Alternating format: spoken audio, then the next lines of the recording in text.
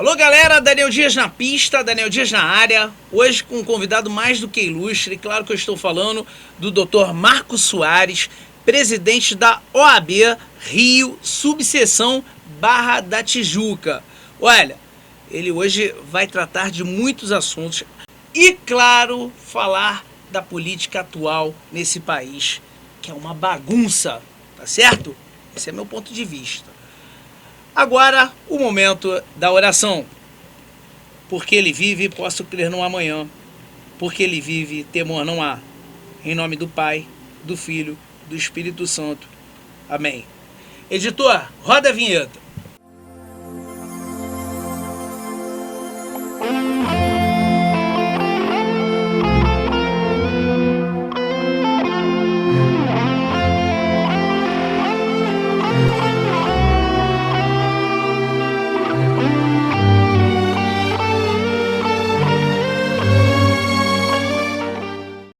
Alô, meu amigo, alô, minha amiga, você tem moto? Então preste atenção no recado que eu quero te dar. Eu quero falar da Celebridade Motopeças e Borracharia, a melhor do Rio de Janeiro, e fica na região central do Rio, na rua Aristides Lobo, 219, no Rio Comprido. Olha, aberto de segunda a sábado, das 8 às 18, e o único que abre aos domingos, das 9 horas da manhã às 14 horas. Celebridade Motopeças e Borracharia do meu amigo Carlos. O telefone dele para contato 21 979 38 63 16, 21 979 38 63 16. Celebridade Motopeças e Borracharia.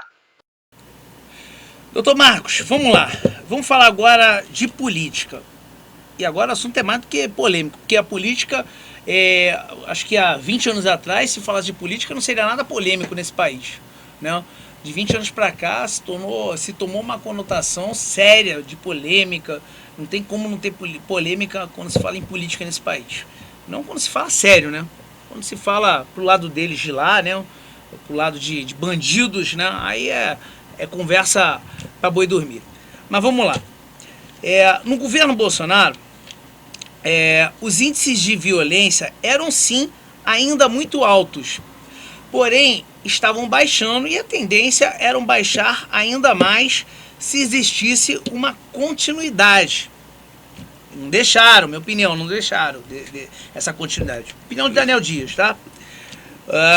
Na sua opinião, doutor Marcos Soares, no atual governo, os direitos humanos, ou melhor dizendo, os direitos dos bandidos em tomar uma cervejinha após praticar furtos e roubos e ficar impunes, serão maiores do que o direito de quem trabalha honestamente, assim como eu, como o senhor, como o Fábio, que está aqui na cinegrafia, né? O que o senhor acha a respeito disso, dessa violência, né?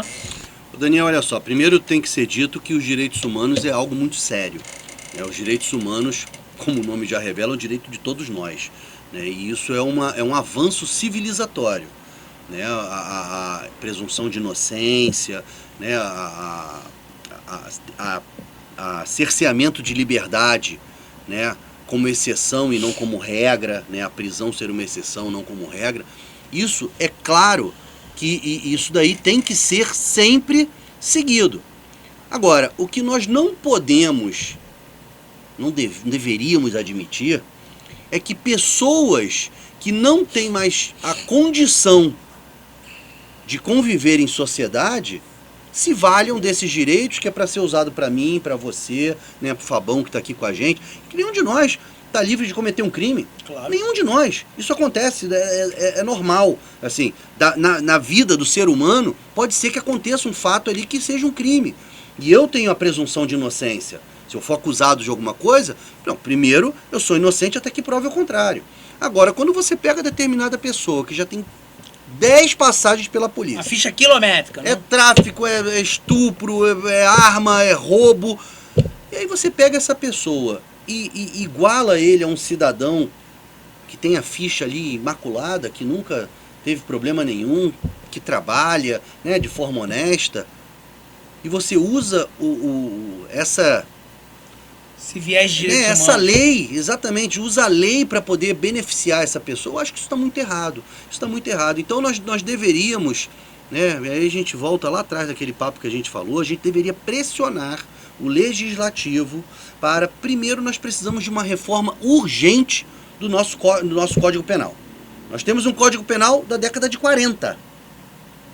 Vai fazer 100 anos. Ele já virou uma colcha de retalhos, porque é tanta lei esparsa que vai sendo incluída para a gente poder... Imagina a sociedade, né, como hoje é, extremamente tecnológica, em 1940, por mais criativo que o legislador fosse, eu acho que ninguém poderia imaginar o que a internet ia se tornar. Né? E os crimes hoje pela internet são, né, assustadores. O estelionato que acontece pelo meio digital é o crime que mais ocorre hoje em dia. Né? E tem uma pena baixíssima. Baixíssima. Primeiro que é muito difícil tu pegar um estelionatário. Depois, quando pega, ele é um crime pequeno. Então o cara não fica preso. Então, às vezes, o cara tem uma série de estelionatos, lesou, arrasou a vida de várias pessoas, e esse cara sai solto. Né? Um cara que assassina, que mata crianças, aí vem algumas organizações que tratam, né, que se escudam na ideia dos direitos humanos para poder defender interesses de pessoas que vão contra tudo que a gente entende como deve ser de forma correta na sociedade. Né? Então, o que nós precisamos primeiro separar é o seguinte: direitos humanos é bom, tem que ser preservado os direitos humanos. Porque está falando de mim, de você, dos nossos filhos, da nossa família. O problema é como usam, né? Exatamente. Aqui no Brasil, pelo menos. Então, é como a conotação que se dá sobre aquilo, né? Institutos, enfim, que vão e defendem pessoas, e eu acho que todo mundo tem direito, né, à defesa, todo mundo tem direito a uma defesa. O advogado está aí para isso. Né? O advogado está aí para isso. Agora, você não tem como transformar uma situação de fato em outra. Se acontecer um crime hediondo, essa pessoa, ela tem que ser segregada da sociedade, ela não pode ficar solta. Um estuprador, um cara cometeu um crime grave. Pô, agora, recentemente vimos uma situação de um cara que estuprou uma bebê e matou o bebê. Foi preso no enterro da própria filha. Graças a Deus que foi preso. Mas eu tava com medo desse cara ser solto. Numa audiência de custódia, ser posto na rua. E aqui no Brasil é bem possível. Infelizmente. Infelizmente. Então, assim, os Ou direitos ele vai humanos... ficar pouco tempo também, daqui a pouco ele já tá na rua, né? É lamentável. Eu acho que nós temos que ter uma reestruturação do nosso sistema, penal, é do Também nosso sou a sistema favor. criminal, sabe? Porque o que está acontecendo, eu vejo que estuprador, por exemplo, aqui, é um crime assim que a pessoa não tem, não é aquele crime que a pessoa fica anos e anos e anos na cadeia. Eu acho que até um crime, a castração. O senhor é a favor da castração? Pois é, isso daí, olha só, eu acho que a gente tem que ver a questão aí volto a dizer, a questão da Constituição. A gente precisaria mudar algumas regras da Constituição. A Constituição não permite esse tipo de pena, não permite uma pena cruel. Tá? Então, assim, eu como advogado, um dos juramentos que eu fiz quando peguei minha carteira é defender a Constituição. Enquanto a Constituição tiver previsão de que não é possível imputação de penas cruéis à pessoa, e a castração seria uma delas, eu vou dizer que eu não concordo.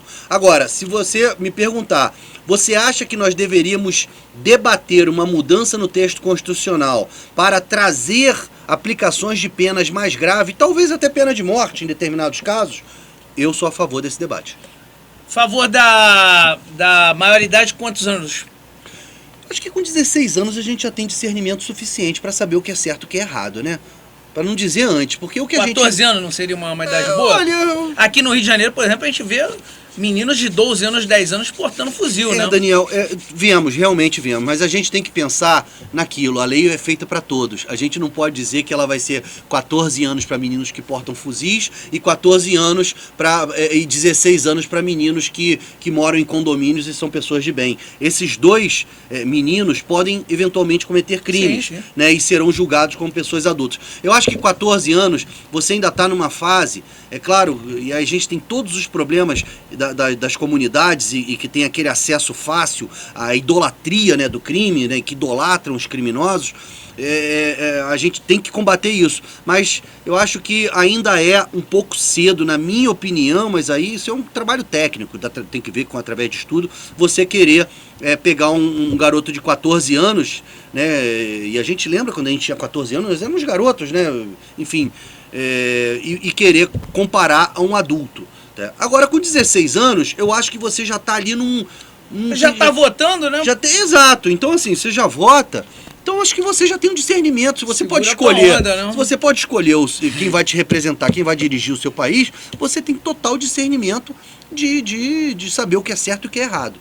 Então, eu acho que a maioridade, 16 anos, seria um número, assim, na minha visão, um número bom. Código Penal, concordo realmente, gênero, número e grau, a gente deveria ter um novo Código Penal, pô, desde 1940, né? Daqui a pouco faz 100 anos, tá caducando mesmo esse Código Penal, tá muito brando, muito leve. E a polêmica, né, que eu tava falando na pergunta, tomar uma cervejinha, né? Hoje, caracterizar uma pessoa que furta ou rouba um celular, pro Lula, não tem problema nenhum, tá certo? Então, quer dizer, o crime compensa tanto no alto escalão, né? Sendo um Lula da vida, sendo um bandido de colarinho branco, e ele ainda agrega os filhos deles, os filhos abandonados, né? Digamos assim, aspas, os filhos que ele deixou aí pela rua, né? Que furtam e roubam celulares para tomar uma cervejinha. Então, quer dizer, se lá de cima não se tem um exemplo, daqui a pouco um filho vai falar pro pai assim: puxa, pai, eu tô com duas profissões em mente. Qual é, meu filho? Qual é, meu filho? Poxa, um é ser ator, hein? Tava vendo a Cláudia Raia, 5 milhões, grande negócio, hein? Ah, filho, pô, eu também acho que seria uma boa pra você, mas eu acho que você não tem esse dom, não. Essa vocação pra ser ator não é qualquer um, não. Ah, então, pai, eu vou ser bandido, então. Isso, filho! Pô, 1.700 de auxílio reclusão, pô, é mais do que salário mínimo. Tá bom demais. Ó, tomar cervejinha, chama o pai, hein? Pô, daqui a pouco a gente tá nessa, hein, doutor? Só uma informação, o auxílio reclusão, a gente viu essa notícia que saiu, ele é necessário que se preencham os requisitos. Não é qualquer um que vai preso que tem o auxílio reclusão. Certo. Tá? É necessário que preencham os requisitos, e um dos requisitos é que essa pessoa estivesse empregada antes de ser presa. Né? Então, assim, na maioria dos criminosos, né, de carreira, né, o criminoso de carreira, nunca vai estar preso, nunca vai estar trabalhando. Não vão ter o auxílio reclusão. De fato, não vão ter auxílio reclusão. Mas algumas distorções que nós temos no nosso sistema, e nós precisamos corrigir isso de alguma forma. Né? Agora, volto a dizer, isso tem que ser feito de forma legal, dentro da lei. Não adianta querer fazer justiça com as próprias mãos, porque por mais que nós tenhamos vontade, muitas vezes, né, de sobrepor, né, a lei e fazer justiça com as próprias mãos, não devemos fazer isso, devemos respeitar a Constituição.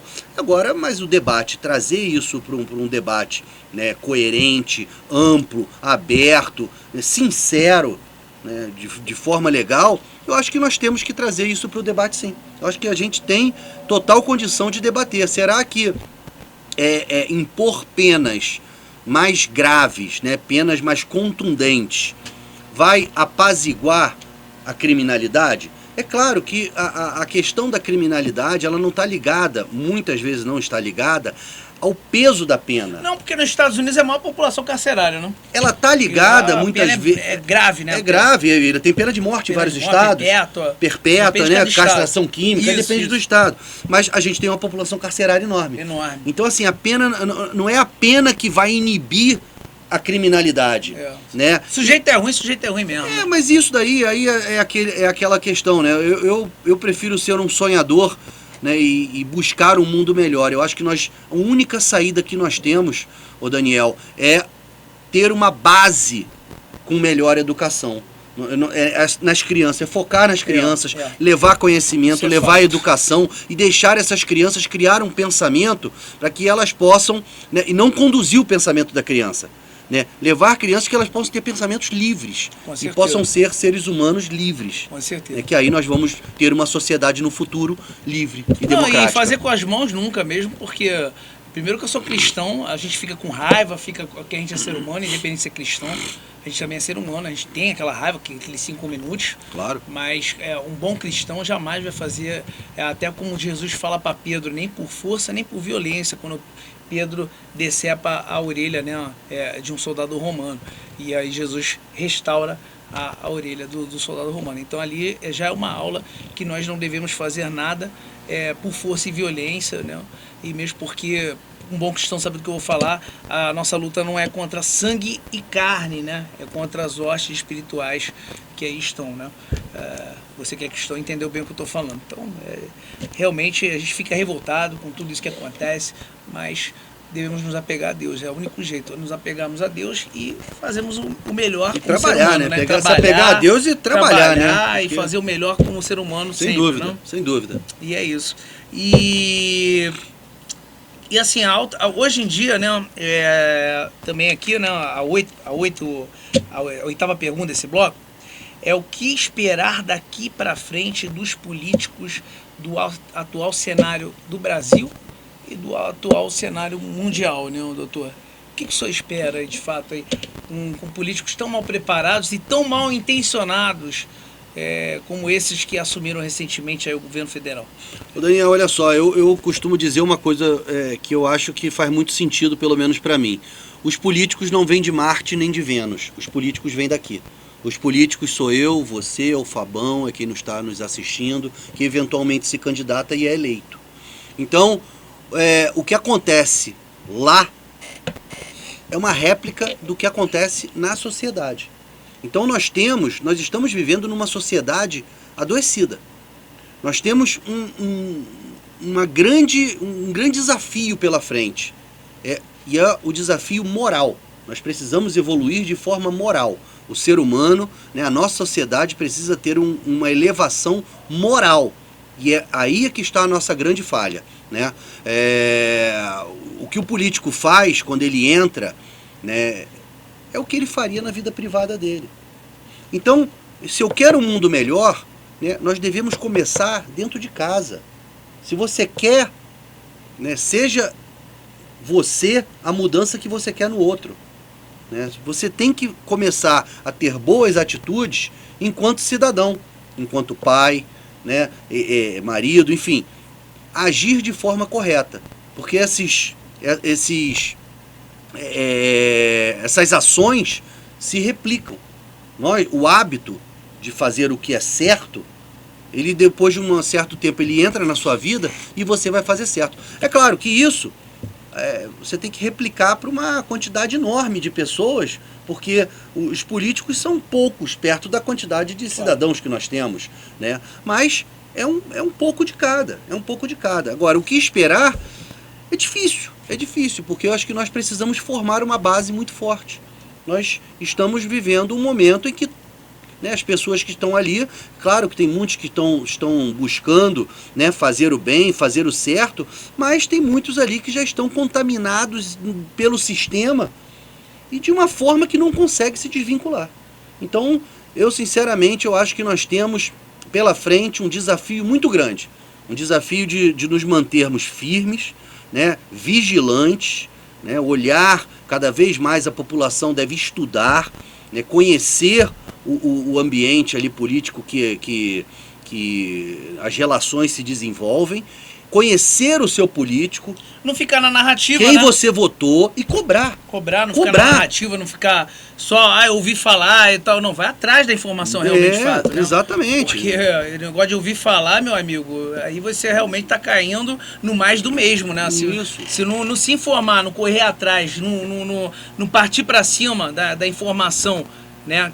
Não que te trazem, sim você averiguar, fuçar realmente, você nunca vai saber a verdade. E olha, meu amigo, isso é um fenômeno mundial. Não é só no Brasil. Não, é mundial. Nós temos notícia aí do que está acontecendo no resto do mundo. É um fenômeno mundial. Que nós vamos falar até no próximo bloco. É interessante. De coisas que estão acontecendo aí, OVNI e tudo mais. Fica ligado no próximo bloco. Mas alguma consideração final aí sobre esse assunto, do que esperar daqui para frente desses políticos? É isso mesmo, basicamente? Que tu tá Basicamente falando? É isso. Eu acho que É o exemplo que vem dentro de casa. nós precisamos é replicar as boas ações. É. Né? E a educação, que teria que ter realmente uma educação diferente, a partir não só de casa, quanto das escolas também, né? Que está muito deteriorada há muito tempo, né? O ensino público, né? É isso aí. Acho que a educação começa em casa, né? E a escola aperfeiçoa ali, traz cultura, mas a educação mesmo, o respeito é em casa que se aprende. E parar com essa onda de querer ensinar o teu filho a sexo na idade que ele não tá para sexo, né? Tá doido. Ideologia de gênero, esse tipo de coisa aí. Criança tem que ser criança. Criança tem que ser criança. Tem que aprender a respeitar pai, mãe, né? Ser patriota. Criança tem que ser criança. Isso, patriota. E na hora certa a coisa se encaixa em termos de falar de sexo, né? Porque eu perguntava para meus pais sobre sexo, eles falavam que eu não tinha que saber sobre isso, que eu tinha que viver minha vida de infância, de criança. Por que o professor está querendo ensinar para o meu filho sobre sexo? Estou invertendo os valores por total, né? Invertendo não só os valores, como colocando datas, ao invés de deixar as datas serem corretas na vida da pessoa, abreviando essas datas na vida de uma criança, né? Tirando realmente a infância e a inocência de uma criança. Isso é muito grave. Alô galera, Daniel Dias agora trazendo para vocês uma possibilidade real para que você venha anunciar aqui no canal Daniel Dias com a sua marca. Olha, essas marcas que aqui estão são as principais marcas do Brasil e do mundo e eu já fiz a propaganda de todas essas marcas e quero fazer a sua propaganda aqui no meu canal, hein?